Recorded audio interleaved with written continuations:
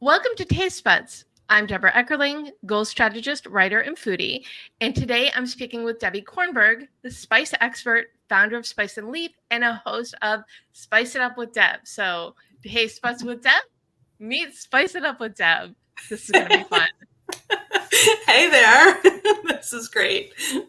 So, other than the fact that Debs love cooking, obviously, what is it that inspired your love of cooking? Such a great question. It always goes back to my childhood. Growing up, I used to cook with my grandmother a lot, and I would be at her house. I remember so vividly stepping on her green, like 1970s avocado green step stool in the kitchen so that I could reach the countertop. And I would just cook with her everything, how I make eggs to salad dressings, chicken, hamburgers. And I would say my grandmother, for her time, was really health conscious. She would be the one, she lived in Sherman Oaks, and she would go all the way into Westwood, where I grew up, to the one health food store that was there to do her shopping. She used to treat me with Tiger bars, which was like, I think, the first original protein bar. So she was just such an incredible influence on cooking and my love for it, for sure. I'm pretty sure my grandmother had an avocado green step stool as well in Chicago. Hilarious. It feels like food. It really is that. It's one thing to love food, but it's another thing to take it to that level to make it your career. So, how did you get from the little girl who had this wonderful health conscious, yummy food influence to you? Things come full circle in such a strange way. My background is actually in Jewish education, and I'm very proud to say I'm a product of the Bureau of Jewish Education in Los Angeles, 100%, and Sinai Temple, though I live in San Diego now. But I always incorporated cooking into Jewish educational experiences because they were hands-on, it's experiential, it's, taking what we learn in the classroom into the home. And for many years, I worked in a day school setting here in San Diego, and then I graduated myself to Jewish Federation in San Diego and was responsible for our Israel Festival. And on one of my site visits to Israel, I found a spice company that I just thought was the coolest and thought it would be so neat for them to come to San Diego and be a part of our Israel Festival, to have that shook vibe.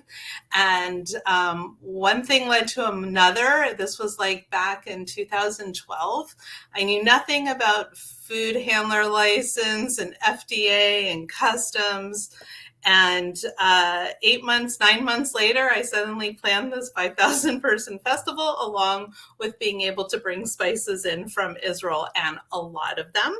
And they're like, "You're really good at this. You should go into this business with us." And I really contemplated it. And for a year and a half, I thought about if I wanted to kind of switch careers from this formal Jewish educational setting and be an educator, I think, in a different way, and still being able to support Israel and bring some spices in from Israel.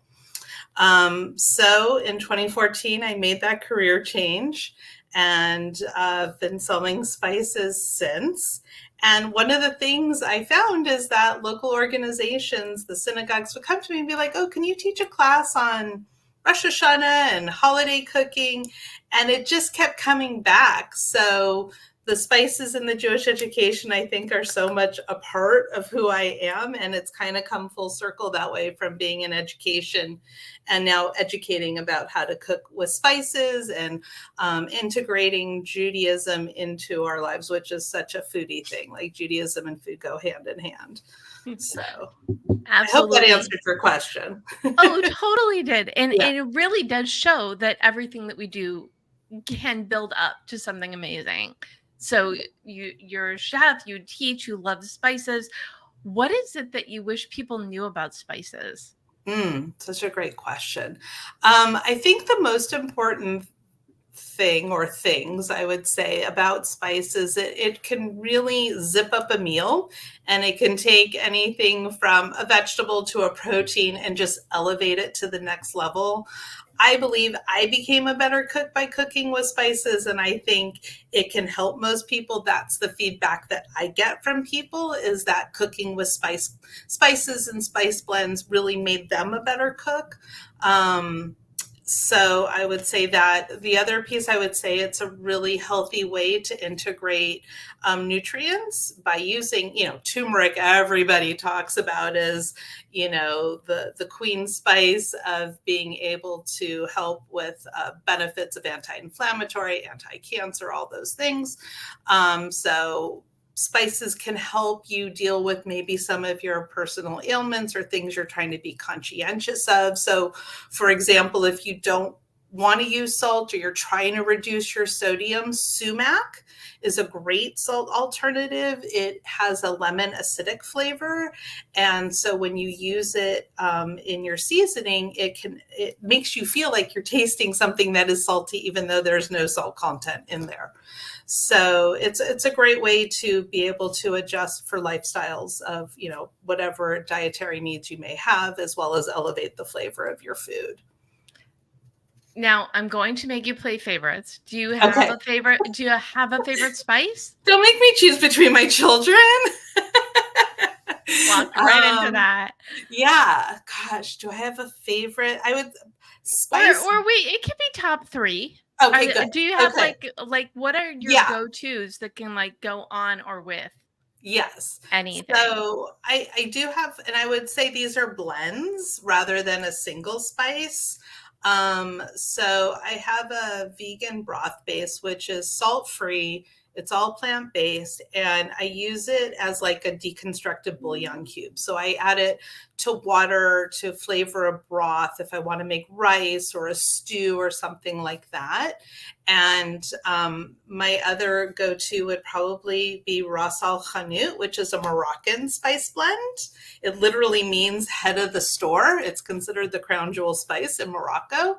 And it has warm spices like cinnamon and allspice and nutmeg, in addition to the turmeric and coriander and cumin. So it has some warmer notes to it. So when you're creating a dish, even a vegetarian dish, it feels super hearty because it has those warm flavors. And often in the United States, when we think of those warm spices, we think of baking. But in other parts of the world, North Africa, Middle East, they use those to just boost the flavor of the food and give a natural sweetness to it and aroma. My third one would probably be my avocado toast and egg topper, which I just sprinkle on everything from avocado toast and eggs to guacamole to ceviche, salads. It just kind of finishes it off. And so what is mixed in there? I love that I asked you for 1 and then 3, and now it's like 15, which is great. No, I gave you 3. Vegan, broth base, Ras Al Hanout, avocado toast. Those are my 3. If I had to pick my top 3 children. So in the avocado toast, it has sweet paprika. It has something called nigella seeds, which are super heart healthy, great for lowering cholesterol. It has sesame seeds, a smidge of cumin, a smidge of salt, and sumac, my hero spice. Awesome. And yes, I know you gave me 3, but I love that they were blends, so you got to like sneak extra spices in there. Yeah. Exactly. So for cooking, a lot of people think, I mean, we don't, but a lot of people think of it as like it's a chore. And I think when you approach cooking with love and joy, the food tastes better. So can you give us some tips so other people can feel the same way about cooking as you obviously do? Yeah, I love that you said that cooking should be a joy, because when you put love into it, the food really will taste good. If you're angry when you're cooking, the food might taste angry. I don't know. It's for me personally, it's my downtime. I we'll put on some music and just kind of tune out. And it just gives me at dinner time in particular to just kind of unwind from my day and just let go of the work day. But cooking should be a joy, and, find things that you feel comfortable with in cooking to build up your skills. Put on happy music. Put on music that makes you feel good. Yeah, I'm a disco girl. I always listen to disco music when I'm cooking, like when I've got work to do in the kitchen. So I find music and cooking go really well for me. So anyway, I could go on about that. I think there's a whole thing to that. But Definitely. Do you have go-to tools and gadgets and so how do you cook? So, I mean, honestly, my tools are the spices. And I was thinking about this in preparation of what would be a toolkit I would offer. And really, it's just having a variety of things. So when you're like, I'm making chicken again, what am I going to do differently? Having different variety of flavors can change it. There's fish, there's chicken, there's meat, there's, vegetables, pastas. But at the end of the day, you're rotating through the foods that are probably the staples in your household. And so you want to be able to offer that variety. The other thing I would say is, obviously a really good cutting board and a good knife to cook with, but beyond that is change up how you're preparing your chicken. So are you grilling it? Are you baking it? Are you pan cooking it? Are you making it in a stew? And creating the variety. And so the tool would be having recipes in your armor to be like, how am I going to switch it up? So in addition to the spices, it's, having some basic repertoire of being able to do something maybe just a little bit different. Whether it goes on a salad, it's in a sandwich wrap, it's on a bed of rice, it just feels a little bit different when you're complementing it with other foods. That was such a good answer.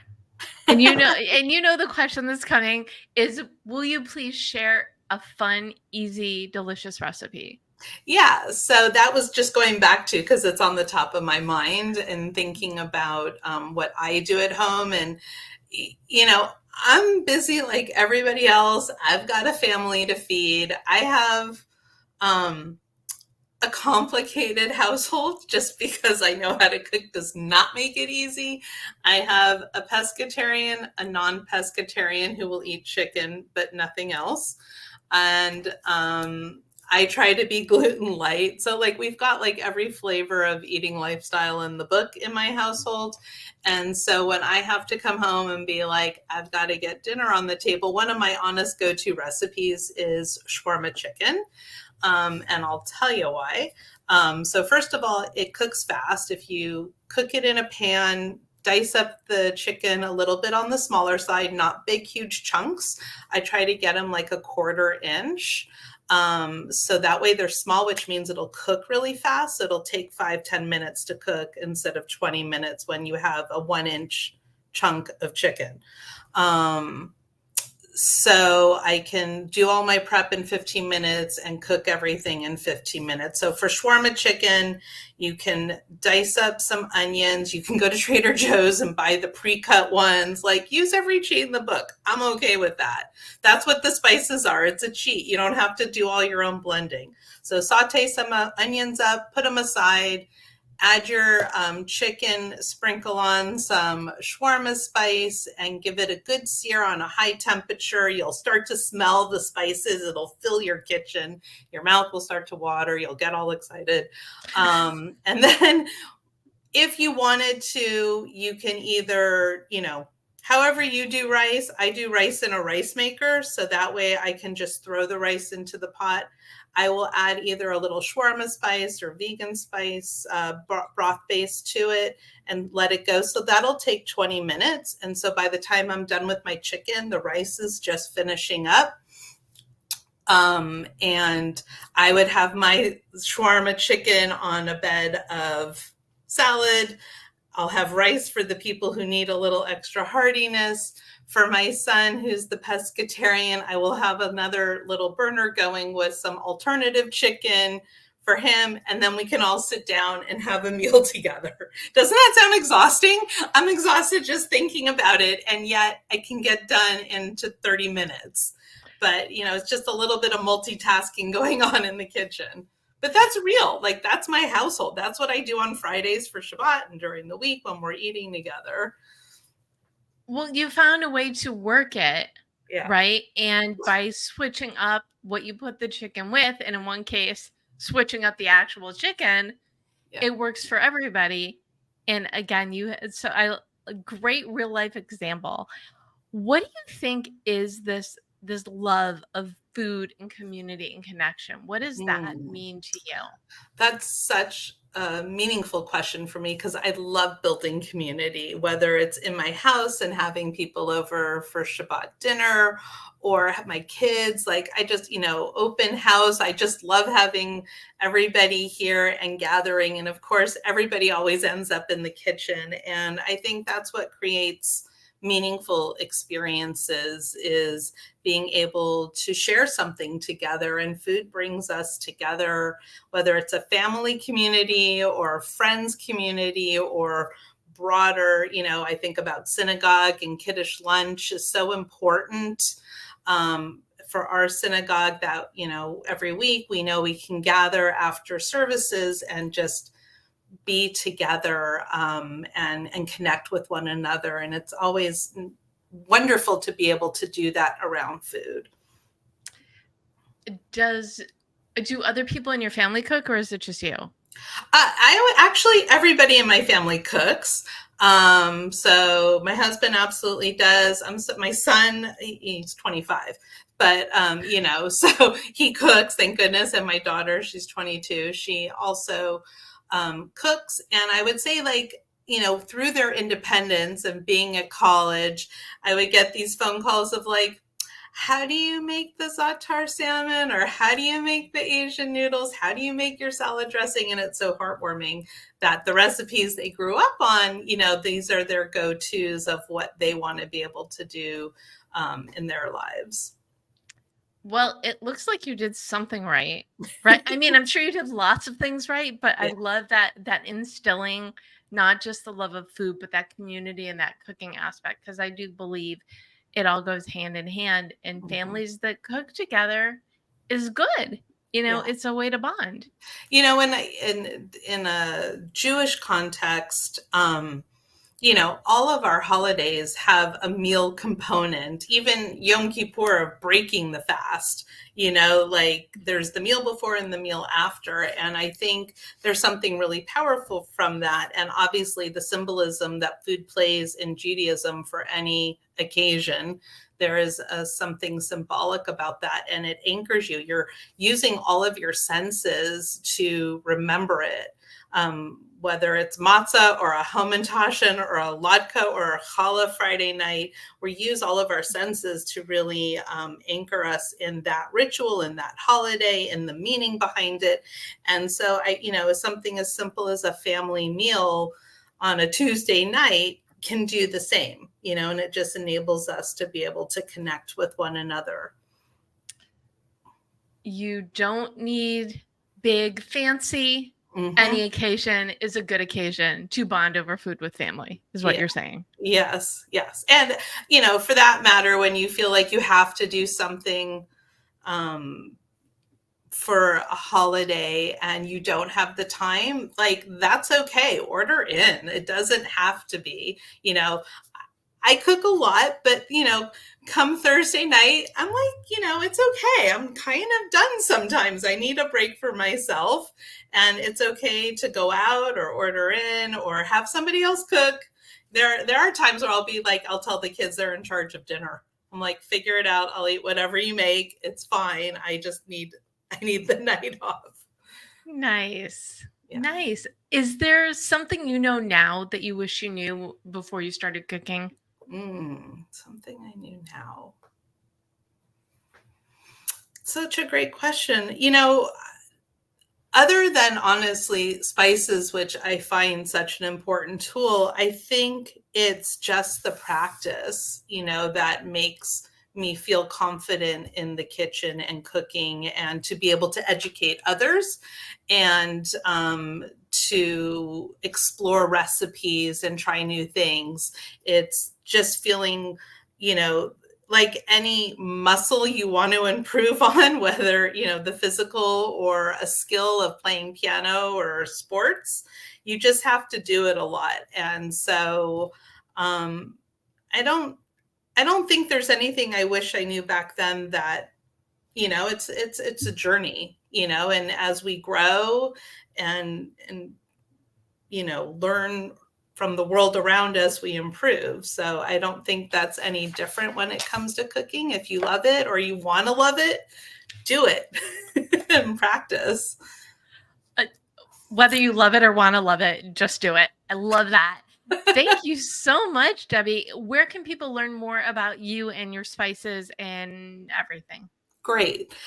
So spiceandleaf.com is if you're interested in wanting to check out Spice and Leaf products to help make your cooking easier. We also sell on Amazon, so you can go to my webpage and take the direct link there. If you want to get a little more confident cooking in the kitchen, first of all, I have recipes on the Spice and Leaf website, so please check those out. They're all super easy. I really try not to make things complicated, but if you want to get a little more hands-on, spiceitupwithdeb.com. I have a lot of videos that you can watch, so if you just want to be able to learn as you go, you can certainly rely on those. Also, thank you, Deb. This was so much fun. This has been so great. Thank you so much, Debbie Kornberg, for sharing your love of food, spices, and the bonding process. And thank you for tuning in to Taste Buds with Deb, or in this case, Taste Buds with Debs. Don't miss an episode. Subscribe on YouTube or your favorite podcast platform.